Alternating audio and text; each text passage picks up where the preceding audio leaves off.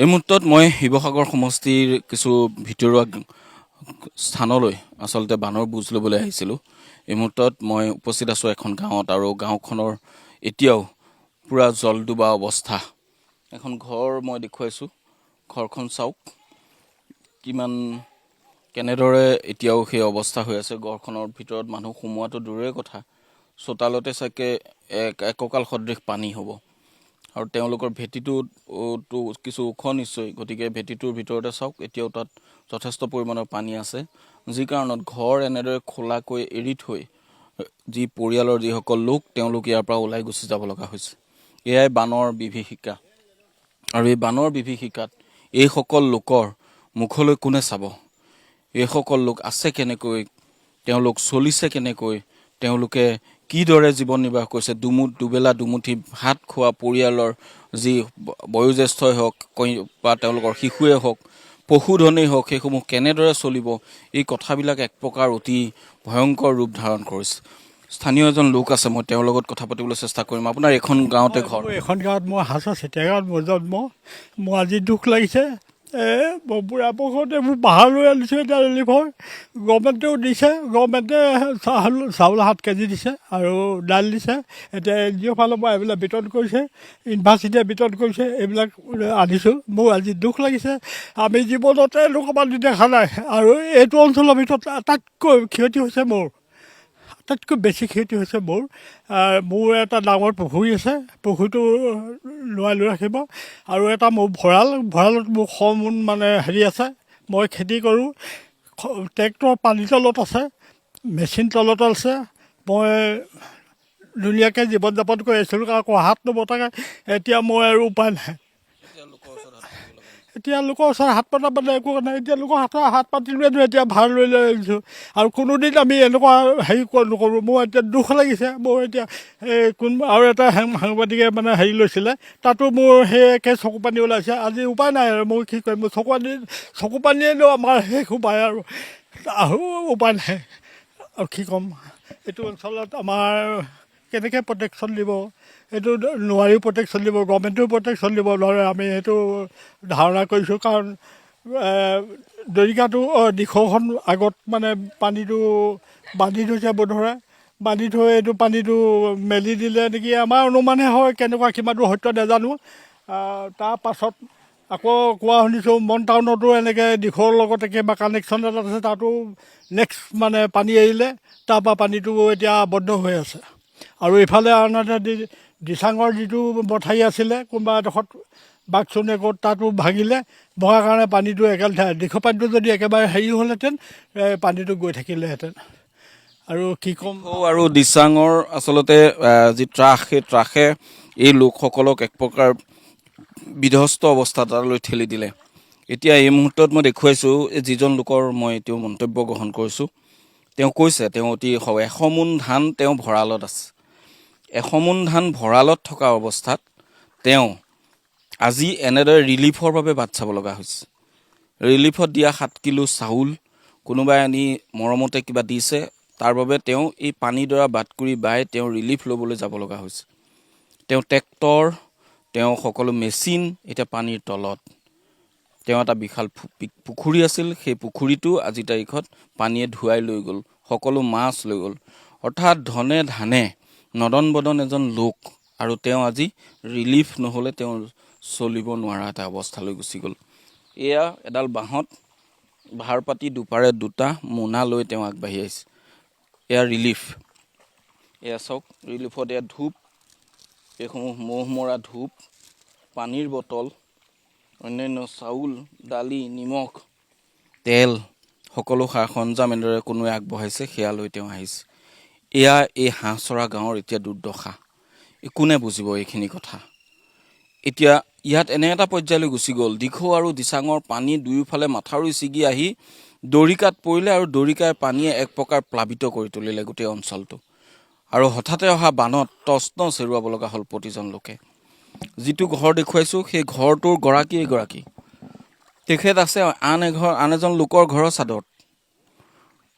তেওঁৰ লগতো মই কিছু কথা পাতিবলৈ চেষ্টা কৰিম। বাইদেউ, আপোনালোকৰ ঘৰৰ কি অৱস্থা এতিয়া?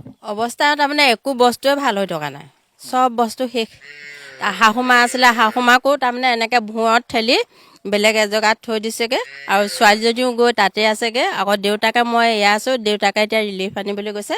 তাৰপিছত মই এতিয়া সেই আৰু এগৰাকীয়ে তাৰমানে কেঁচুৱা এগৰাকী থৈ গৈছে, কেঁচুৱা এগৰাকী ৰখি মই সেই চকীত বান্ধি থৈ ইয়ালৈ ওলাই আহিছোঁ। তেনেকুৱা অৱস্থা, ঘৰত বস্তু একোৱেই নাই। এইটো কাৰ ঘৰ? এইটো সেই তেওঁলোকৰ ঘৰ, বৰ্তা ঘৰ।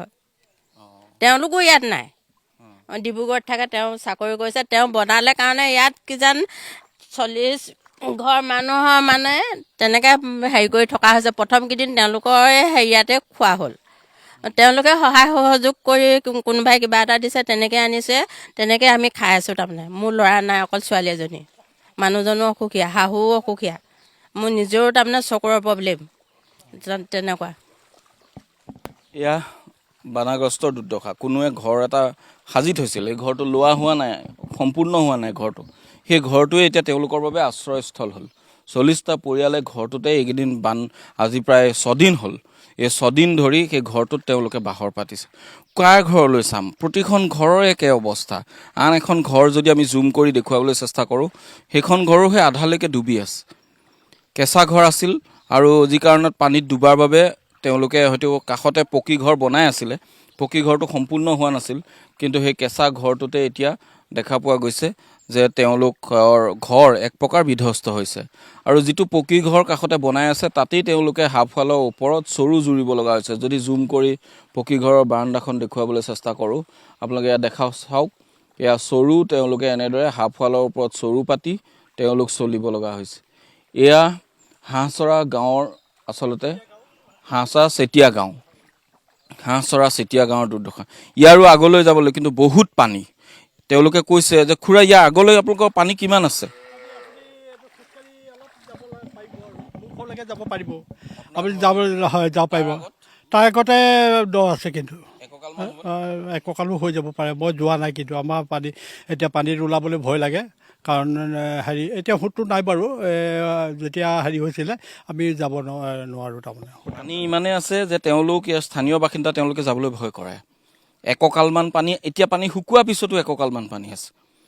কাৰণ ইয়াত দৰিকা নৈখনৰ মাথাউৰি নাই।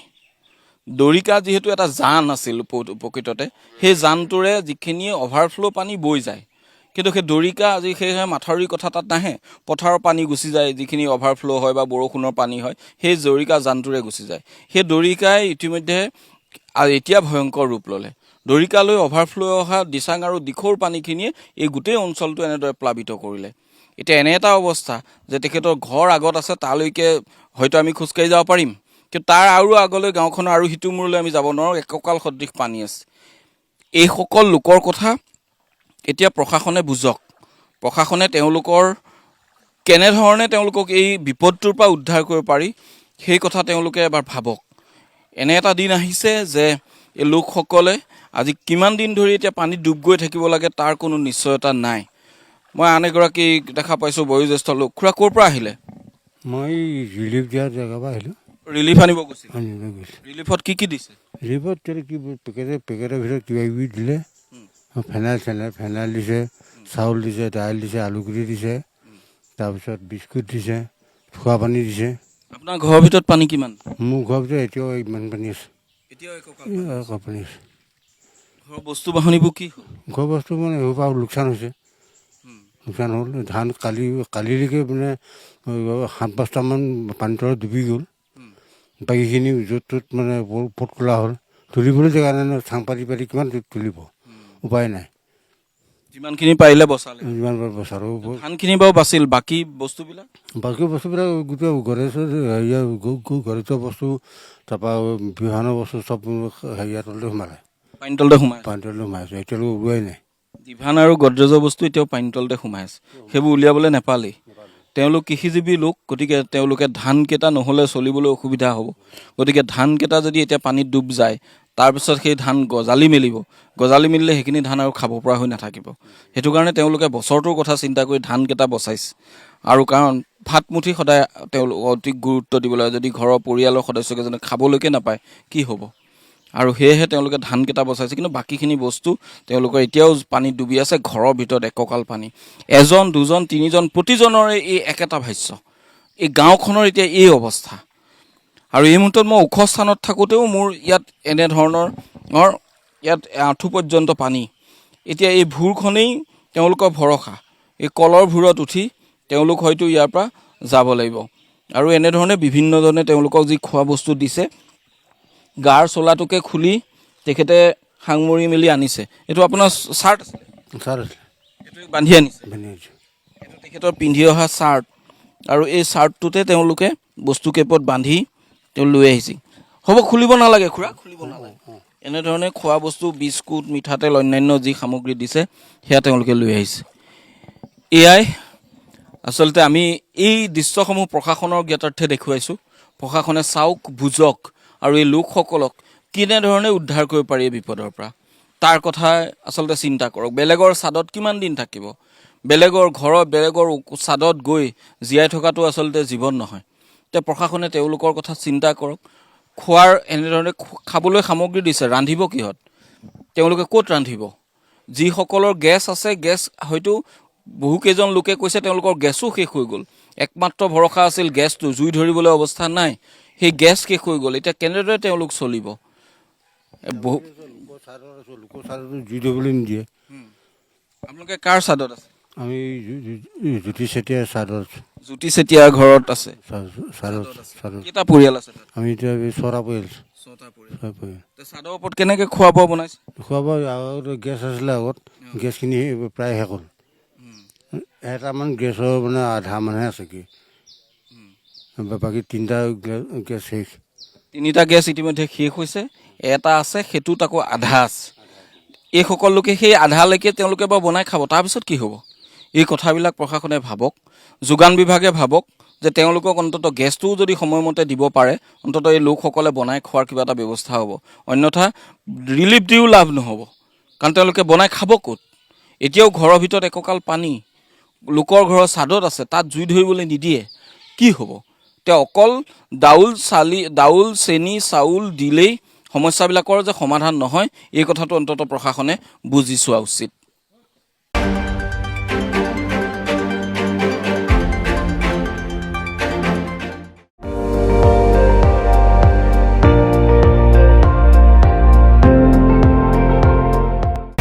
আপুনি চাই আছে ND24, সৰ্বশ্ৰেষ্ঠ নহয়, সৰ্বোত্তমৰ দৌৰত।